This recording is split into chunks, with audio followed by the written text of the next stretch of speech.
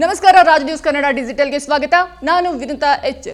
ವೀಕ್ಷಕರೇ, ನಾವು ನೀವೆಲ್ಲರೂ ಕೂಡ ನಮ್ಮ ಕಷ್ಟಕ್ಕೆ ಕಾಲಕ್ಕೆ ಬರಲಿ ಅಂತ ನಮ್ಮಲ್ಲಿರುವಂತಹ ಹಣವಾಗಿರ್ಬೋದು ಅಥವಾ ಆಸ್ತಿಯನ್ನಾಗಿರ್ಬೋದು ಸುರಕ್ಷಿತವಾಗಿ ಇಡಲು ಬಳಸುವಂತಹ ಒಂದು ಸಂಸ್ಥೆ ಅಂತ ಅಂದ್ರೆ ಅದು ಬ್ಯಾಂಕ್ ಅನ್ನುವಂಥದ್ದು ಒಂದು ನಮ್ಮ ನಂಬಿಕೆಯ ಮತ್ತು ಭದ್ರತೆಯ ಸಂಕೇತ.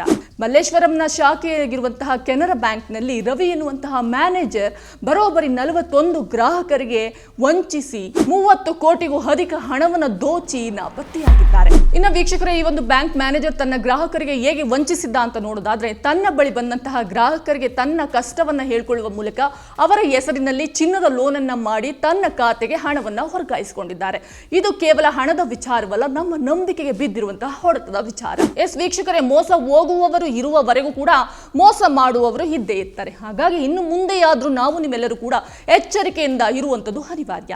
ನಿಮ್ಗೆ ಯಾವುದೇ ರೀತಿಯ OTP ಬಂದ್ರೆ ಅದನ್ನ ಕಡಾಖಂಡಿತವಾಗಿ ಯಾರಿಗೂ ಕೂಡ ಶೇರ್ ಮಾಡೋದಕ್ಕೆ ಹೋಗಬೇಡಿ.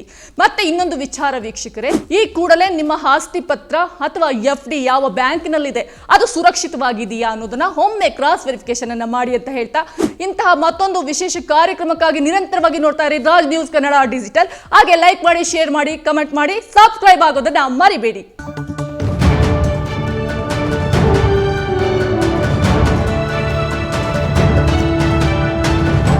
ರಾಜ್ ನ್ಯೂಸ್ ಕನ್ನಡ.